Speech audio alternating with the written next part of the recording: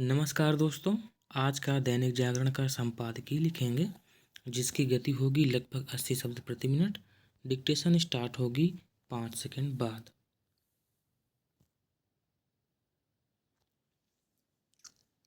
Start. Chhattisgarh के बीजापुर में नक्सलियों की ओर से घात लगाकर किए गए हमले में डिस्ट्रिक्ट रिजर्व गार्ड यानी डीआरजी के ड्राइवर समेत 9 जवानों का बलिदान यही बता रहा है कि नक्सली गुटों के दुस्साहस का वैसा दमन नहीं हो सका है जैसा अपेक्षित है, चूँकि वे एक तरह से शासन व्यवस्था को सीधी चुनौती दे रहे हैं।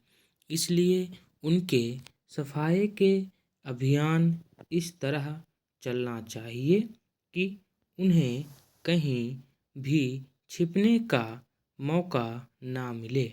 यह ठीक है कि केंद्र सरकार ने यह संकल्प ले रखा है कि मार्च 2026 तक नक्सलवाद को समाप्त कर दिया जाएगा, लेकिन इस लक्ष्य की प्राप्ति को सुनिश्चित करते हुए यह भी देखा जाना जरूरी है कि आखिर नक्सलियों को आधुनिक हथियार और विस्फोटक कहाँ से मिल रहे हैं। गत दिवस उन्होंने जिस विस्फोटक का इस्तेमाल कर डीआरजी की गाड़ी को निशाना बनाया, वह इतना शक्तिशाली था कि जवानों के चिथड़े उड़ गए और वाहन के परखच्चे उड़कर पेड़ पर जा टंगे। यदि यह मान लिया जाए कि नक्सली उगाही और वन संपदा के दोहन के जरिए पैसा जुटा लेते हैं, तो भी प्रश्न यह उठता है कि आखिर वे आधुनिक हथियार कहाँ से हासिल कर ले रहे हैं। यह तो सामने आता ही नहीं कि उन्हें घातक हथियारों की आपूर्ति कौन करता है।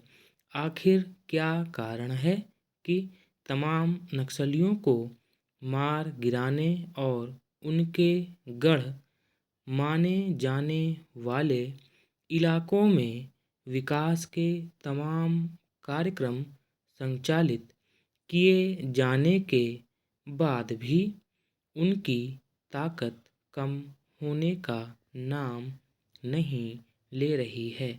नक्सली अपने खिलाफ जारी अभियान के बीच जिस तरह रह रहकर सुरक्षा बलों को निशाना बनाने और उन्हें क्षति पहुंचाने में समर्थ हो जाते हैं, वह चिंता का कारण है।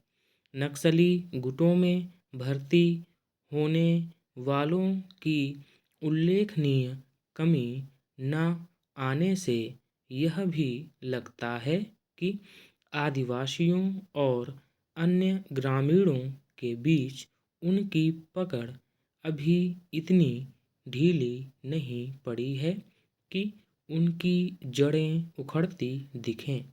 ऐसे में उनके खिलाफ सुरक्षा बलों के अभियान को और धार देने के साथ ही उन कारणों का पता लगाकर उनका निवारण करना भी जरूरी है, जिनके चलते वे लोगों का समर्थन हासिल करने में समर्थ हैं।